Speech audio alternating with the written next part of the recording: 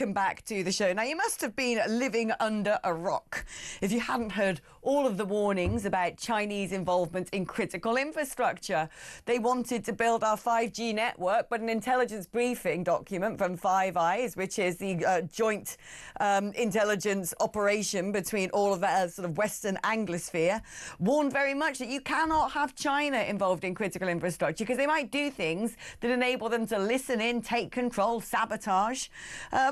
This warning has come out again and again and again and again for well over a decade, and not just in the UK, but from our counterparts in Australia, New Zealand, Canada, America. We had to bin that 5G contract that Boris Johnson had signed with Huawei and then had to quickly rescind on when he actually bothered to read the security briefing that landed on his desk at the same day. Also, we've had to sort of reduce the amount that they're involved with helping create critical infrastructure such as nuclear power stations.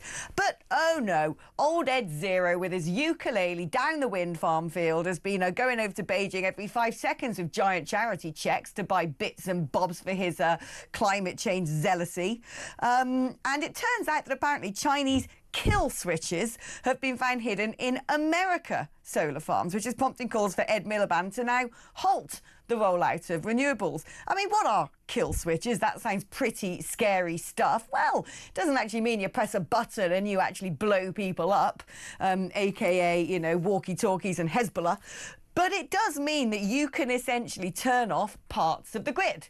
You can actually go, right, we're going to prevent that from feeding into the network.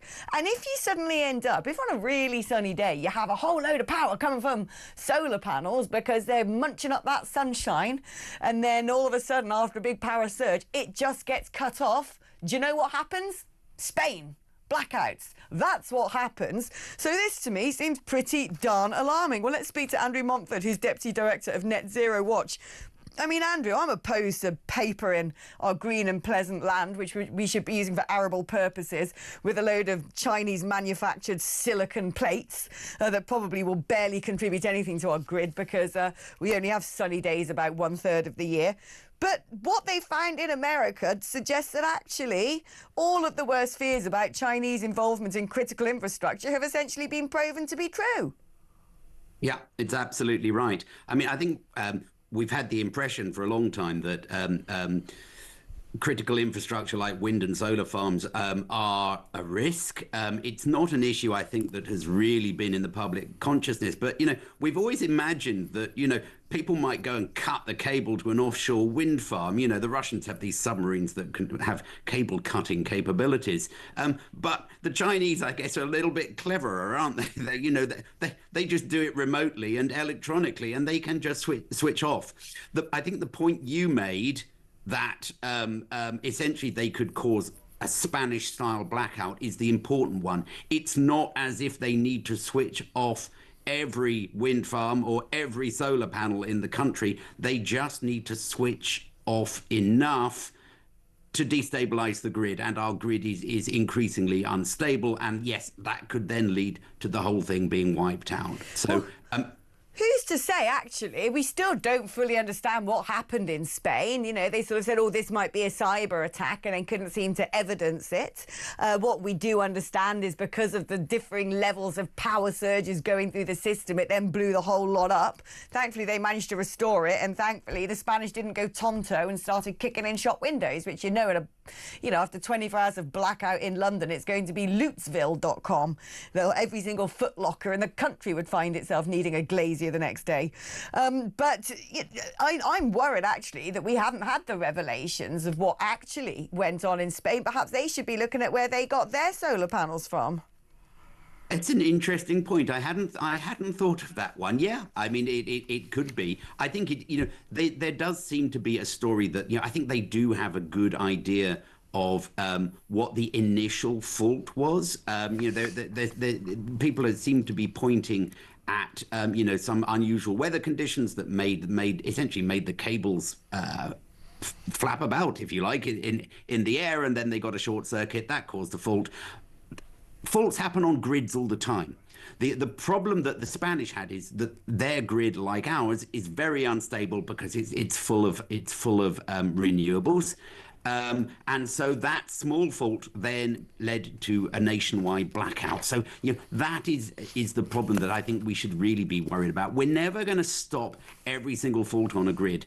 But when you have a foreign power that can essentially cause faults on your grid, you're in a very, very exposed position. And I think that is something that, questions need to be asked in Parliament about this, as to, have we just ignored the national security implications of the renewables revolution, if you like? And, all the other sort of, downsides of the renewables revolution have been ignored completely. So, it wouldn't be surprising if the national security angle has not been ignored as well. The fact they're buying all this stuff from Beijing, probably from factories with forced labour, I think suggests that they probably have been failing to do due diligence on their on the provenance of some of the windworms and the solar panels that Miliband seems to be buying up. How suitable is solar for this country anyway? Because, you look out the window today, beautiful clear sky over London. What a gorgeous vista I have from my peephole in Talk Towers. But more often than not, when you're flying into the UK from abroad, you're about to enter our islands because it's just carpeted in thick cloud normally. Yeah, absolutely. And I think to myself, swathes of farmers' fields, land that should be used, frankly, for either raising cattle, growing crops, or rewilding, if you really wanted to help the environment, is instead covered in nasty silicon, which is made in a country that pumps out as much carbon as they want. So regardless of what you think about climate change, it doesn't seem to me to come to any sort of net zero anyway. And I just think, I can't see. I can understand making fields and fields of solar panels in Morocco, right? I've been to Morocco plenty of time. There's a lot of land there that just can't be farmed because it is dry. It's next to the desert and there's not enough irrigation. So fine, whacking a load of solar panels there where it's guaranteed sunshine seems like a good idea. On our funny little island, which is obsessed with weather because it changes every 5 seconds, I just can't see that this machinery is in any way suitable to us. Yeah, there's been some studies actually to assess each country's suitability for solar power, and we are, if not the very bottom, we are actually the second bottom. There is only one country in the world that's worse than the UK for solar power, and that's Ireland. So yeah, it's pretty poor in the UK. The issue is that, of course, you can get these solar panels really quite cheaply now because they're made by slave labor in China. And also the Chinese do have this sort of general tactic of underpricing things to try and get market share. So we're living in a false economy, if you like, because what people are paying for solar panels is not the true cost, and let alone taking into account the moral, ethical, and national security downsides. So yeah, they are going to keep going in, and this is the problem that we face at the moment. Until we get somebody sensible in corridors of power who is just going to say, look, we really shouldn't be doing this. The farmland thing is another national security angle in a way, isn't it? It is. I say this all the time.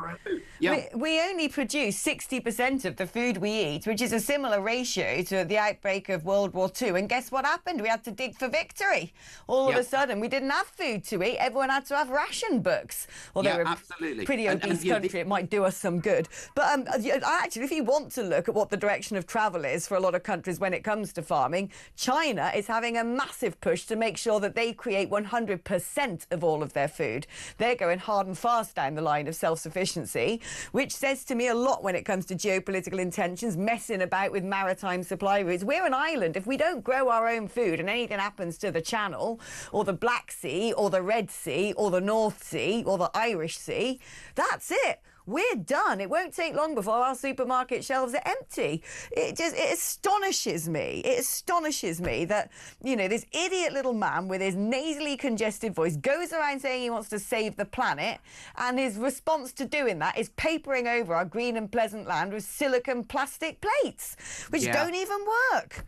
Oh, Andrew, I despair. The thing with Ed Miliband is that, he's a fanatic. If you try to understand the logic of what he's doing, you'll get lost. There is no logic. He's a fanatic. He just wants to do net zero, whatever. I wish he would do one. That would be my dream. Andrew, thank you ever so much. Thank you